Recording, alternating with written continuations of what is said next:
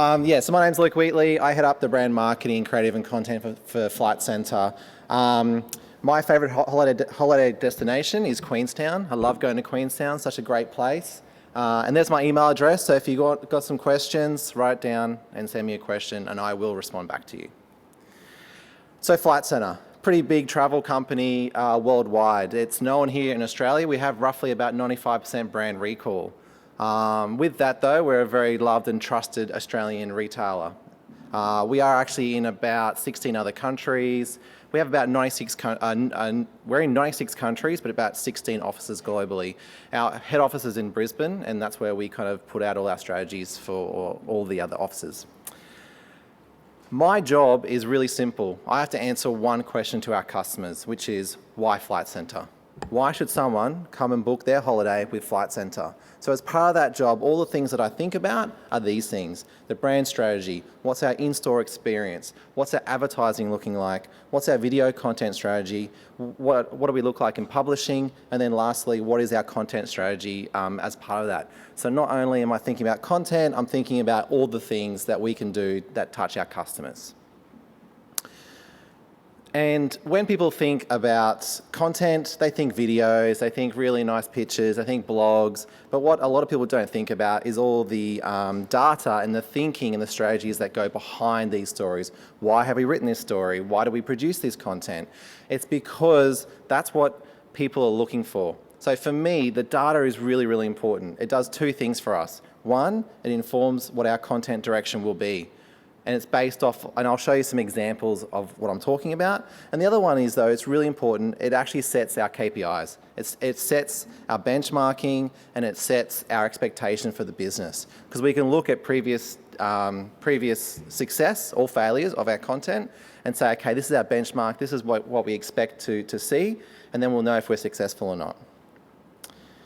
And the big one for me is really knowing your audience. You need to know who you're talking to before you can even start to create content. And I think the last speaker in particular was talking about that as well. Knowing your customer, whether it's profiles, but you need to know who they are. What's their preferred channel? How do they consume content? Is it through their phone? Is it through desktop? Is it through video? Is it through listicles? Is it through photos? Whatever it is, we need to find out what are their trigger points and where do they consume their media. So I just kind of covered all those things, but they're the things that we need to think about when we're creating content, and data can really give you that information. So I'll go through really quickly what our strategy is and I'll talk about what data we use to create this strategy. So the first things I look at are these main points before I do anything. Why is it unique? Why are we doing this? If we're just doing another content piece to promote a part of the world that everyone else is doing, there's no point me doing it. It won't give us any ROI, and we're just another content that's in the market. Why will people watch what we're creating? Or why will they read what we're creating? What's the reason? What's the purpose why we're doing this? What's our distribution plan? There's no point making amazing content and no one sees it.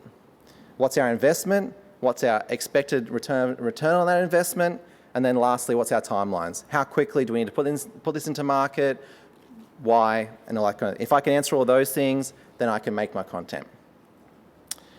So our content strategy is this. It's one page. It's really simple. We want to engage with our customers to drive two things, consideration and purchase intent for the Flight Centre brand. Back when I showed you before, it's why Flight Centre? Why should someone come to Flight Centre? And why we do that is by creating really engaging content across all the mediums that will talk to our customers throughout their travel journey. We know that most people are at least thinking of 3 different travel trips right now. Most people are either dreaming, they're planning, they're booking, or they're actually experiencing their holiday. So we want to talk to them across all those life cycles for them. So our goals are really simple as well. We want to demonstrate our knowledge and our passion for travel through our people. So our people, our team members are our influencers. We don't use influencers outside of our business. So we have 20,000 people globally, 5,000 employees in Australia. We use them as our influencers. And we want to produce original, high quality and engaging content. So, wrong thing. We have three things. We have a brand DNA in our business, and it's really simple as well. We have three things in our content that we really want to talk about. Like I said before, our people are our influencers, so they're the ones who we're going to use. They travel, so we use all their photography and their travel experience. But we have three things in our brand DNA. One is for travellers by travellers. At the heart of our business, every person who works for us are a traveller. Our business was founded by people who wanted to continue to travelling. And that's in our brand DNA. We all talk about travel, so that's what we really want to communicate in our content. That at the end of the day, all we are travellers. We really want to be personal and make it easy. So if we can connect with our audience and be personal and make it easy for them to choose or to plan and book their holidays, then we're going to be well considered. And the last one is to be fun and savvy. We're talking about travel. We're not trying to save lives here. So we want to be fun and we want to show a little bit of savviness in our content so that people will take it in and consider us. So I'm going to show you just a few things that we've done recently. So one, what we call internally is the expert series. We don't call it externally because most customers wouldn't really respond well to us calling our content the expert series. It's short, vibrantly scripted content that we're using to promote our people and show people what they can do in a destination. It does a few things. It demonstrates our knowledge of our people's passion and knowledge of a destination.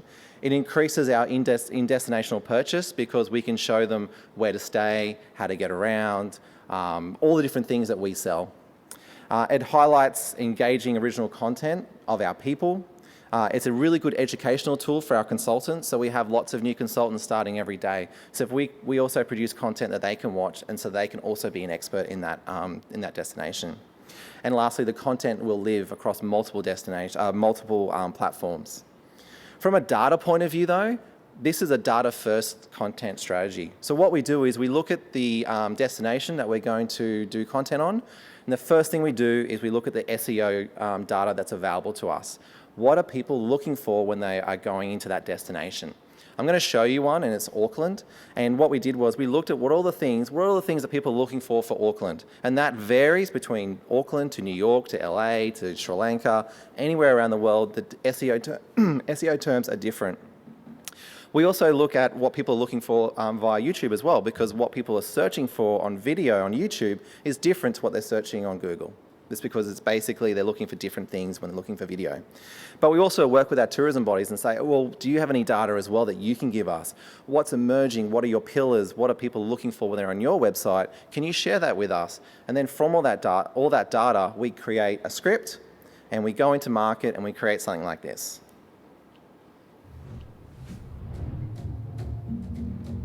Kia ora, I'm Will. And I'm Jamie. Welcome to Auckland.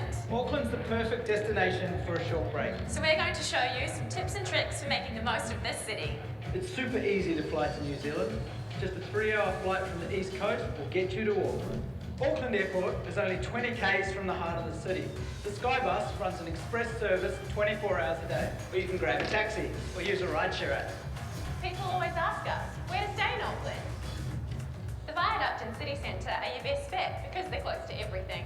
If you're after the ultimate things to do in Auckland, here are our top 5.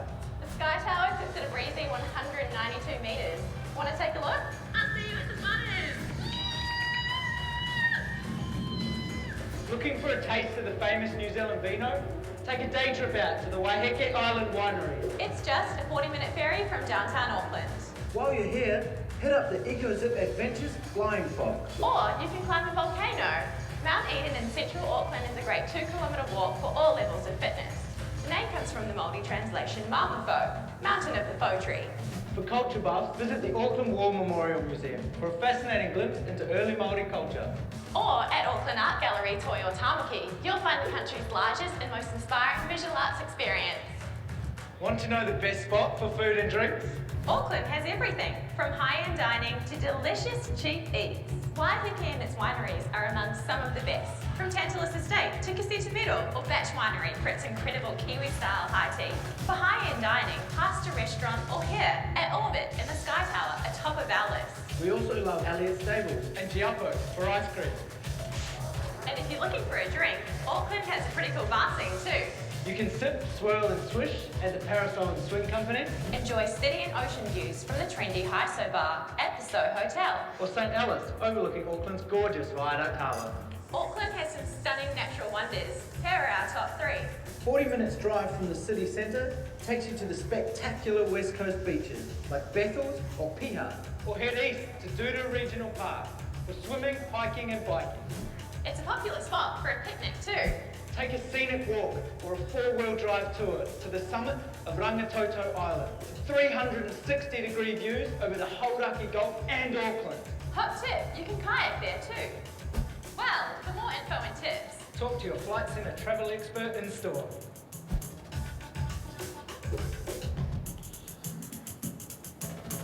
So all those things that we featured in there were all things that people were searching for. We used our real consultants, so those two are real consultants telling the story, and we produced that all in-house with our own team. So we go there, we go into destination, and we create this content and then put it out. The first thing we do is we put it out organically to get we get to understand who's watching it, how it's performing, and then we start putting money behind it and start amplifying at the right time. So this has only just gone out, I think, this week. So I don't have any figures on this one yet, but the previous one has performed really strongly. So that's kind of one part of our content. Another part of our content is we do our own travel series called the 48-Hour Destination, which is on Network 10, and also we sold to National Geographic internationally. This was a really big play for us. The main objective of that was a brand strategy-led strategy. It was, let's get half an hour of content on TV that's uninterrupted and then won't have any of our competition on it. It was also a really nice content strategy for the world's biggest travel retailer to do a travel series. It kind of made sense. And again, we focused on our people. Anyone who stars in this are our real consultants in destination, showcasing their knowledge and their passion for the destination. First thing we did for this, though, is looked at sales data. What was performing well? What's emerging? What are people going to? What are people searching for? So we created content, this TV series, based on those things. We looked at the top performing cities that people are going to, and then also the emerging cities that we're going to. So for a really quick trailer, I'll show you what it looked like.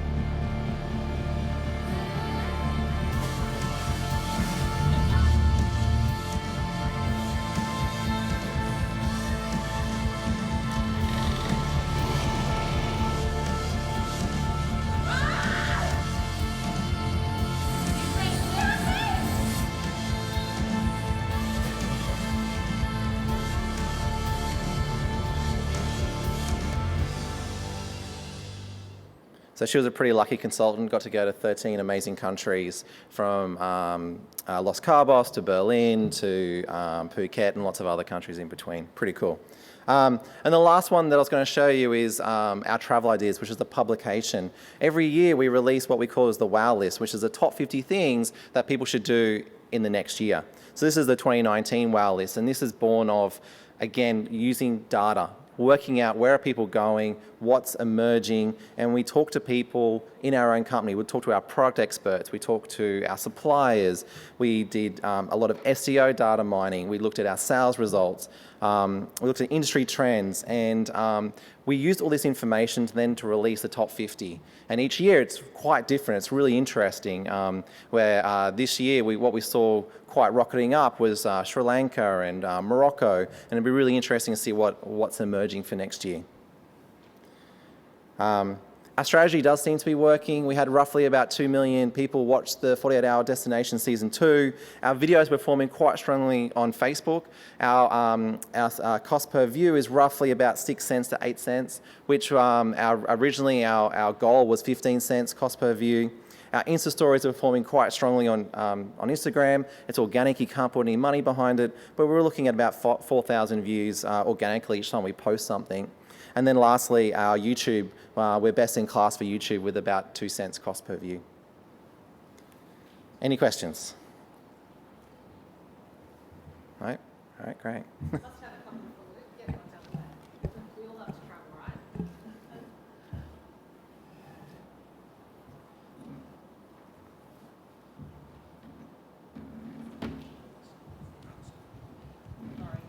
Hi there, thank you so much for that. Just on your TV series, I'm just curious, how did you approach the production with the production company? How did that kind of work? Did you get bonus spots for advertising packages with Network 10, etc.? No, we are the production company. We did it all in-house. So that's a whole different story, which I'm happy to talk about. But I pitched the concept to the business 2.5 years ago. I've been at Flight Centre for 4 years. So I pitched to the business. I asked for the money to produce it in-house. I was told no 4 or 5 times, and I just kept going back to the table, kept saying, no, we should do this. So we produced it all in-house. We created producers in-house with our own team. We would pick up the camera ourselves. We would use cameramen as well, so we'd use them as third-party suppliers. But we would write it, we would produce it, we would direct. So I directed 6 of the episodes. Kristen Bonner, who's our creative director, she directed quite a few. And Jess Holmes, who's a producer, also stepped up and directed. So we did it all in-house. So there was no bonus spots for anyone. We didn't sell anything on the show. So my strategy was I did not want it to be another Getaway. No offense to Getaway, but I didn't want it to be, here I am, on this beach at this resort. You should stay here. We wanted to showcase what people should be doing based on our knowledge, not based on the money we could get. Can I ask, with the editing, how did you approach that? In which way? Did you use a professional editing Oh, suite? yes, Yeah. absolutely. You're talking 6 days of filming each episode, so roughly 100 hours of footage to go through, plus drone shots, GoPro shots. We'd usually have 3 or 4 cameras. So whilst I was directing, I'd also pick up a camera, shoot B-roll. So we employed a really great post-house agency called Empire, and then in the second season, Alt VX. Yeah. Thanks.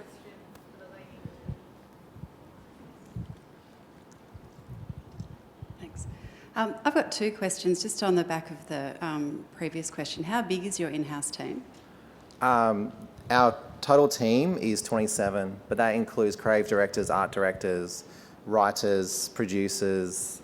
We do a lot of in-house editing as well, animation, account management. So it's not just a content, it kind of everyone picks up everything, but 27. It's a pretty big team, that's great. My second question was, you said you put things out organically before putting paid behind it. Can you give me a bit more of an understanding of the why around that?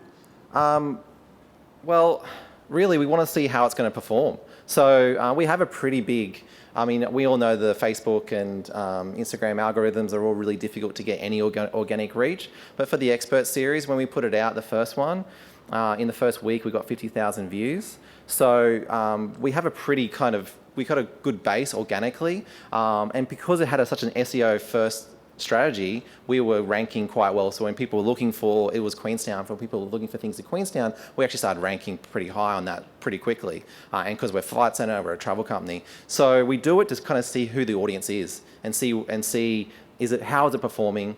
We don't really look at 3-second views. We don't believe 3-second views is worth anything. It's loaded, someone's kind of scrolled through. So we kind of look at 10-second plus, but I'm really more interested in the completion views as well, or at least 75%. So then we can kind of see, is it performing well, is it not? Do we need to edit it again? Do we need to take it off, put it back on, before we start putting money behind it? I can talk to you after if you want, or... Yeah, we might do a coffee break now We'll do- take questions. Okay. Thank you so much, Luke. All right.